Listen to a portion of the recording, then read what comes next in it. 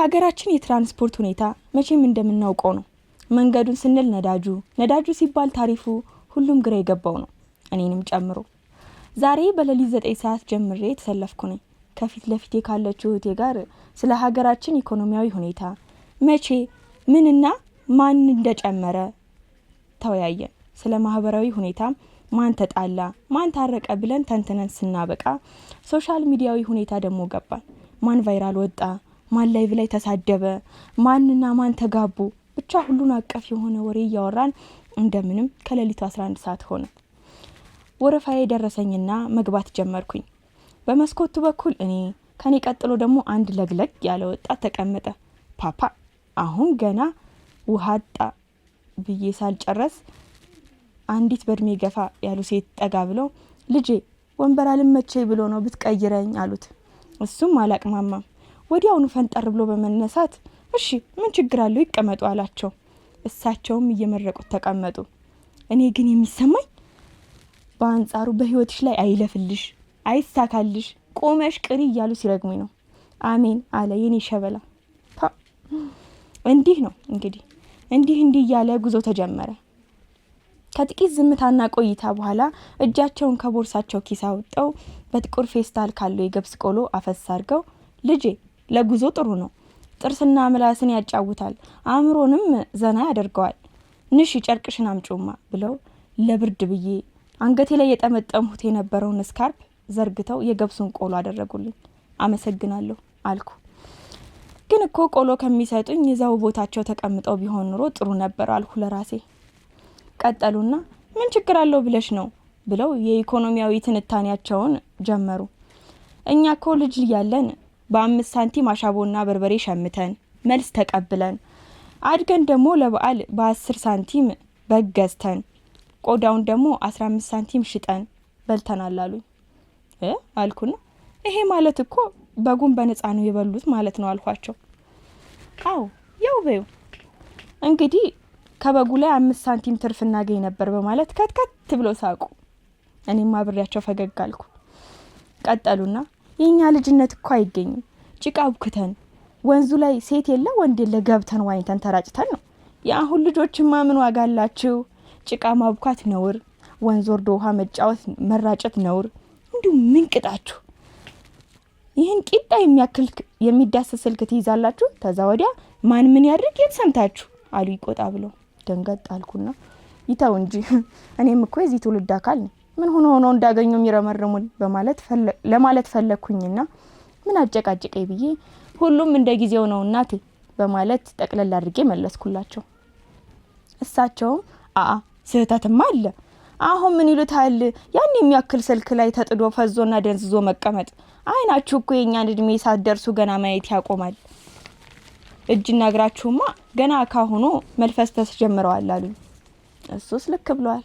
ስሜን የአይኔ አባ ብለው መጥራት ነው እንጂ የቀረውት እኮ ትውልድ እያሉ ልኬን ነው የሚነግሩኝ ብዬ በልቤ አጉረመረምኩኝ። ግን እኮ እናቴ ችግሩ የኔ አጠቃቀም ጉድለት እንጂ ቴክኖሎጂን በአግባቡ የተጠቀሙበትና እየተጠቀሙበት ያሉ ብዙ ወጣቶች አሉ።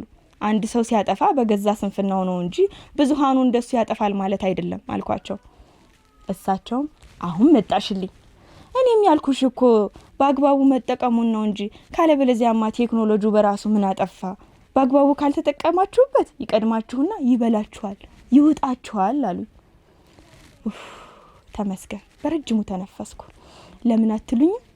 እንደምንም ብዬ በዚህች አቅሜ 2 ሊራራቅ ያለን ትውልድ ሳይወቃቀስ ይልቅ ደግሞ ሐሳብን እንዲወራረስና እንዲዋዋስ ማድረግ የቻልኩ ያክል ስለተሰማኝ የሃይላንድ ውሃቸውን አንስተው ጎንጨት ታደረጉና ለመሆኑ ወዴት እየሄድሽ ነው አሉኝ።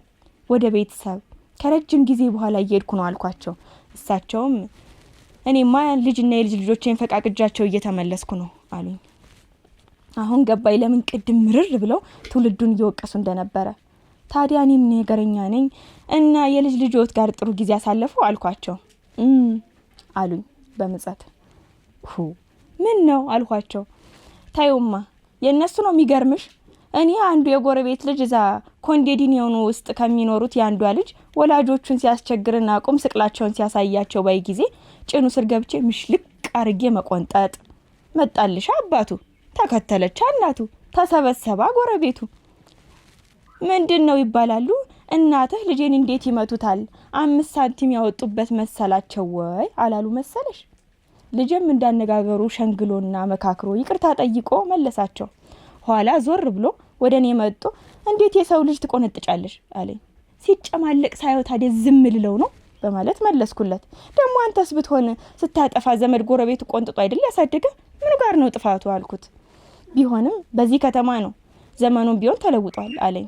ዘመኑ ቢለወጥ ቆይ የልጆቹ ጥፋት አብሮ ከፍ ይላል እንጂ አብሮ ጠፋ እንዴ? ጥፋት ማጥፋት አቆሙ እንዴ? ደግሞ መቆንጠጥ የወላጅ ግዴታ አይደለም አልሁና የኔም ሰይጣን አብሮ ቦግ ስላለብኝ ይሄው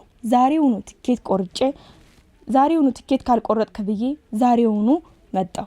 ሆሆ እዛ የመንደሬ ሰው ይግደለኝ አሉኝ። በጣም ተገረሙ። አንደኛ እልሃቸው፣ ሁለተኛ እንደ ህፃን ማኩረፋቸው። እኔም የክፍለ ሀገር ልጅ እንደመሆኔ መጠን ተቆንጥጬና ተገርፌ ነው ያደግኩት። በተለይ እኔና ወንድሜ ያጠፋናቸው ጥፋቶች ብዛት አይጣላ ያድርስ ነው። አንድ ቀን ወንድሜ አጥፍቶ ሲገረፍ እኔ በሩን ተደግፌ ካሁን ተጠራሁ እያልኩ አዳምጣለሁ። ለካ አባቴ በመስኮት አይቶ ይኖራል። ልክ በራፉን ቦግ አርጎ ሲከፍተው ተከትየው መሀል ወለል ላይ ተዘረጋው። ጎሽ እንዲህ ነው እንጂ ሳይጠሩ መምጣት ተብዬ የኔም ምድህ አቅሜ ጨንገር ቢጤ ቀምሼ ተመለስኩ። ከዛ በኋላ እንኳን ላዳምጥ በራፍ አጠገብ አልገኝም። ከሐሳቤ ስመለስ ሴትዮዋ ተኩረው አይተው ምን ሆነሽ ነው ልጄ አሉኝ። አረ ምንም ያው እንደ ልጅነቴ ትዝ ብሎኝ ነው እንጂ አንዳንድ የልጅነት ጊዜ ትዝ ብሎኝ ነው እንጂ አልኳቸው። በጣም የሚገርመኝ ልጅ ሆኜ በመስታወት የተሰቀለውን የወላጆቼን ፎቶ ፈራው ነበር። በተለይ ደግሞ እናቴ ይቺ ነገር ትነካና አይኔን እዛሽ ላይ ያስቀምጫታለሁ ትነግረኛለች የምትለኝ ነገር። እንግዲህ እንደ ዘመኑ ቴክኖሎጂ ሴኩሪቲ ካሜራ መሆኗ ነው። አይ ልጅ መሆን ታዲያ እኔ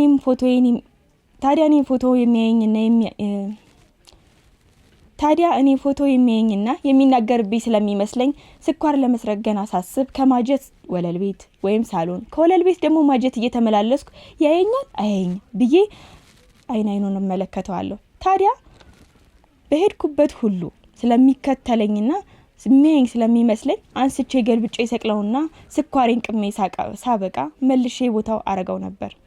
እኔም ብሎ ብልጥ በእኔ ቤት እኮ ያሁኑ መኒ ሄስት ፊልም ሰርቼ ልቤው ጥፍት ብሏል እኮ።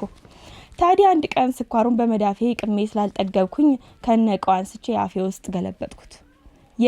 እናቴም ከገበያ መጣች። ብጠራኝ ብፈለግ የት ልገኝ? እንዴት አቤት ልበል? አያ ስኳር ሆዬ አፌ ውስጥ ገብቶ ተጎድጉዶ ተላመጥ እምቢ ተዋጥ እምቢ። ያያ መከተበሬ በግራ ቢጠምዱት ቀጥ በቀኝ ቢጠምዱት ቀጥ ሆነብኝ።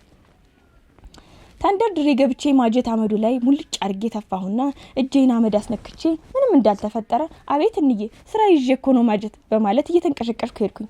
ለካስ አፌን ሳብስ አፈትልከ የቀረች 2 ፍሬ ስኳር ጉንጬ ላይ ነበረች። ስኳሯና እናቴም ለካስ ፊት ለፊት ተፋጠዋል። እኔ ደግሞ ምን ነው ስራ ይዤ ነበር፣ ምን ሆነሽ ነው የጠራሽኝ ማለት የምን ስራ ስትል ጮኸች እናቴ። እሳት ላቀጣጠል ብዬ እኮ ነው አልኳት። ነይ ወደኔ ብላ በቁንጥጫ ጉንጬን ይዛ እሳት ላቀጣጠል የምትይኝ አንቺ ክብሪት የምትጭሪ በኔ ስኳር ነው ወይ? ከየት የመጣ ውሸት ነው በማለት ለምዘግ ተደርጌ ተቆንጥጬ ሳበቃ ሳማይንም እንደዛው እንዳግባቡ ቀምሻለሁ። አይ ልጅነት። ሴትዮዋም ከሰሙኝ በኋላ አየሽ ልጅነት ይሄ ነው ትዝታ ያለበት ቦርቀሽ ያደግሽበት እንደ ጥጃ የፈነጠዝሽበት ወቅት ይሄ ልጅነት ነው አሉኝ። በድንገት መኪና ሲጢጥ ብሎ ቆመ። እኛም ወደ ኋላ ሄድንና ወደፊት ተመልሰን ፊት ለፊት ካለው ወንበር ጋር ተጋጨን። ሰው ሁሉ ጮኸ። ሁላችንም አንገታችንን አስግገን ወደፊት ማየታችንን ቀጠል። አንዲት በግ እስከ ግልገሏ መንገድ እያቋረጠች ነበር ሳያት የገባችበት። ሆኖም ግን አደጋ አልደረሰም። ተመልሰን ቁጫል። ሴትዮዋም አንድ ወግ ጀመሩልኝ። ይሄም አንድ ወቅት ነው አሉ። አህያ ፍየልና ውሻ መኪና ላይ ተሳፈሩ። እናም ልክ መውረጃቸው ላይ ሲደርሱ አህያ ብሯን ቆጠር አርጋ ከፍላ ወረደች። ውሻም ብር ከሰጠ በኋላ መልሷን ሳትቀበል ወረደች አሉ።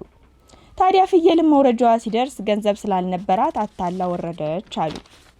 ከዚህ በኋላ ነው እንግዲህ ታዲያ አህያ መንገድ ላይ መኪናዋን ስታይ ገንዘብ እንደሆነ ከፍያለሁ በማለት ጠረር ብላ መንገድ ዘግታ ትቆማለች። ውሻም መኪናን ስታይ መልሷን እንዳልተቀበለች ትዝ ስለሚላት መልሴን አምጣ በማለት ያለፈ ያገደመውን መኪና ሁሉ እየጮኸች ትከተላለች። ፍየልም የመኪናን ክላክስና ድምጽ በሰማች ቁጥር ሳትከፍል እንደወረደች ስለምታውቅ ካሁን ጠየቁኝ፣ ካሁን ጠሩኝ እያለች ጥጓን ይዛ ደንግጣና ፈርታ ትሄዳለች አሉኝ ሴትዮዋ።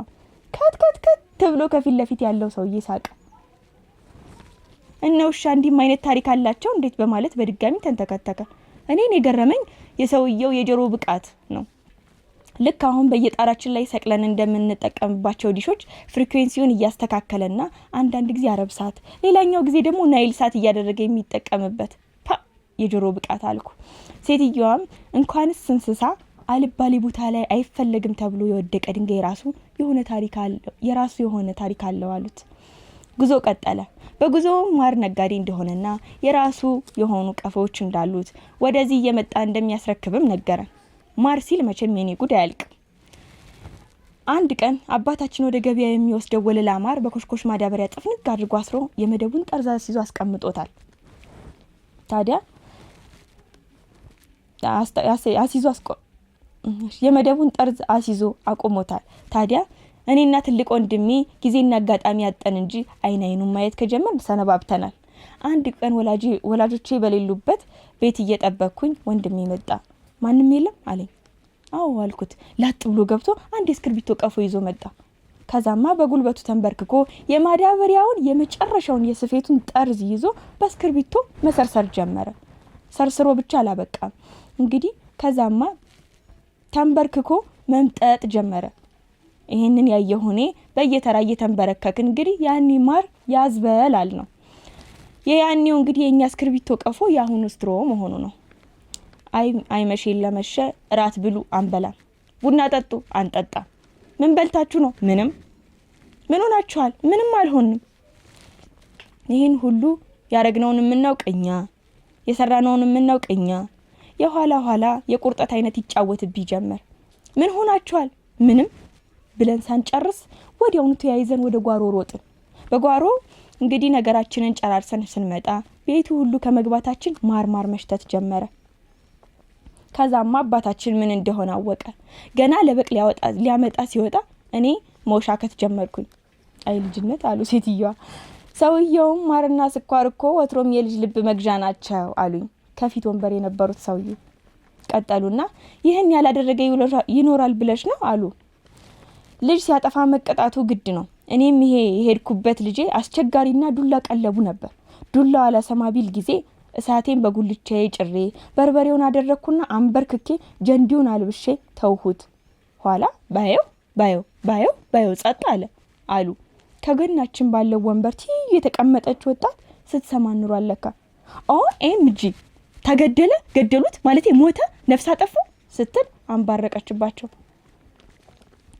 ይቺ ደግሞ ከየት የመጣች ቀበሮ ናት ብዬ ከላይታች ገላምጫ አየኋት። እሱ ግን ትንሽ አያፍሩም? ምን አይነት ሴትዮ ኖት አለች። ሆሆ ብሎ አዩዋትና ወደኛ ዞር ብሎ ኋላ አየዋለሁ ብለው ወሬያቸውን ቀጠሉ።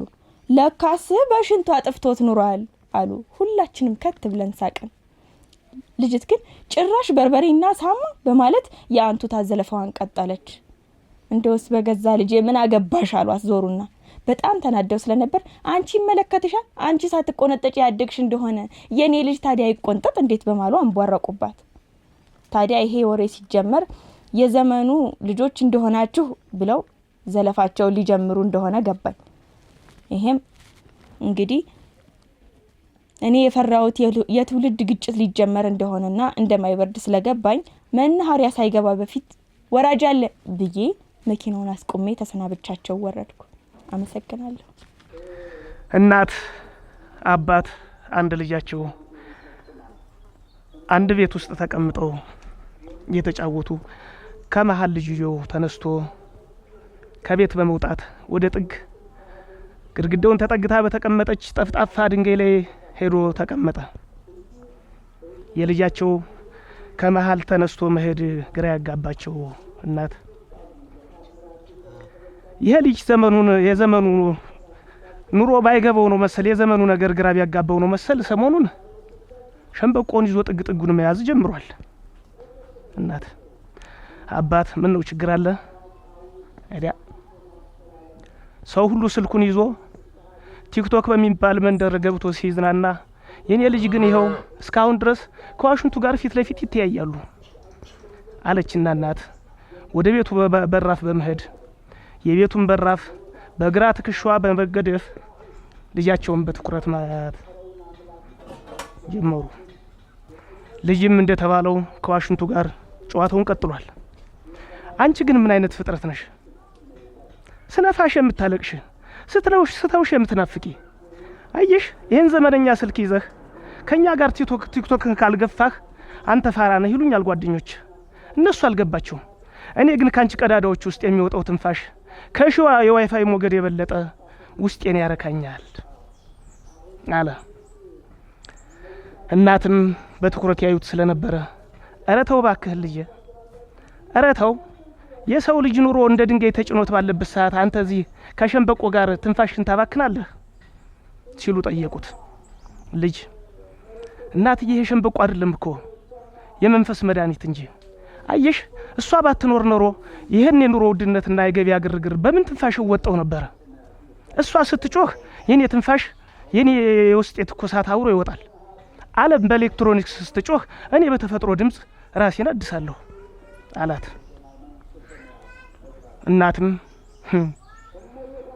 ዋ በከንቱ ልፋት እኔ ተናግሬ ላትሰማኝ ከንቱ መለፍለፌ ብለው ወገባቸው ላይ የታጠቁትን መቀነት በሁለት እጆቻቸው እያጠበቁ ተመልሰው ወደ ቤት ገቡና ከባላቸው ጋር ከጎን ተቀምጠው ይሄን ልጅ ምን ማድረግ ይሻላል ሲሉ ለባለቤታቸው ጥያቄ ያቀረቡ። የማን ልጅ ነው ሲል አባት መለሰ። ልጃችን ነው የኛ ልጅ። ምን ነው ምን አጋጠመው? ሰሞኑን ከሰፈሩ ሰው ሁላ መግባባት አቁሟል። ለምንድን ነው ሲባል ሰው ሁሉ በጆሮ ሽቦውን ሰክቶ የራሱን ድምጽ ሲሰማ እኔ ከማን ጋር አውርቼ ከማን ጋር ልግባባ ይላል። ሰዎች ይሄ ሊሸንበቆ አበላሽቶታል ይላሉ። እሱ ግን እኔ ያልተበላሸውም እናንተ ናችሁ የተበላሻችሁ ድምጽ የጠፋባችሁ ይላል። አረ እንደውም ሰሞኑንስ ብቻውን ተቀምጦ ከዋሽንቱ ጋር ማውራት ከጀመረም ሰነባበተ አሉና ተመልሰው ወደ ቤቱ በራፍ በመሄድ ልጃቸውን በትኩረት ማየት ጀመሩ። ልጅም እንደተለመደው ከጥግ ላይ ተቀምጦ ዋሽንቱ ጋር ጨዋታውን ቀጠለ። አንቺ ምስኪን ግን ስንት ቀዳዳለሽ? 4 5 6 7 8 ይሄ ነው በቃ ይበቃሻል። አየሽ የሰው ልጅ ግን ሽቀዳዳ ቢኖረውም ከውስጡ የሚወጣው ትንፋሽ ግን እሳት ነው እሳት። እኔ ግን አንቺን ስነፋሽ የሚሰማኝ ደስታ ከምንም በላይ የትም አላገኘውም ይልና ዋሽንቱን እቅፍ አድርጎ ይዛታል። ለዚህ ነው የምወድሽ ይላታል። ካለም በኋላ ዋሽንቱን ወደ ከንፈሩ ጠጋ በማድረግ ምርጥ የሆነ የትዝታ ዜማውን ማሽጎድጎዱን ጀመረ። እናት ከሸንበቆ ጋር ያለው ቁርኝት የልጃቸው ከሸንበቆ ጋር ያለው ቁርኝት አልተዋጠላቸውምና ኧረ ተው እባክህ ልጄ፣ ኧረ ተው እባክህ ከዚህች ሸንበቆ ጋር ያለውን እንደው ቆይ እንደው ኑሮ በተወደደበት ሰዓት ይቺ ዋሽንት ዱቄት ትሰጣለች፣ ዘይት ትሰጣለች ስትል ትጠይቀዋለች። ልጅ እናትዬ እባክሽ አትቆጭ፣ ይህ የሰማሽው ዜማ ትዝታ ይባላል። የሰው ልጅ ትዝታ ከሌለው ድንጋይ ነው። ቆይ አንቺ ቤት ዱቄት የለውም ብለሽ ትቆጫለሽ። እኔ ደግሞ የሰው ልጅ የዋሽንት ድምጽ እንኳን መስማት በጠላበት ዘመን ላይ መድረሳችን ያሳስበኛል። ደስታ ትላለህ እንዴ? ደስታ ቢሆን በዘፈን ብቻ የሚመጣ መሰለህ? በሆድም ጭምር እንጂ። ለመሆኑ ይሄን ሌት ተቀን የምትላዝነውን ነገር ሰዎቹ ቢሰሙ ምን ይሉታል? ልጅ ፈገግ አለና እነሱማ ምን ይሉታል? አየሽ ይሄን ድምጽ ቀርጬ በኮምፒውተር በሚባል መሳሪያ ውስጥ አስገብቼ ከበሮውን ጨምሬ ፒያኖውን አዋህጄ ባቀርብላቸው የዘመኑ ልጆች ፓ ይሉታል። እነሱ የሚፈልጉት ጫጫታ የተሞላበት ሙዚቃ ነው።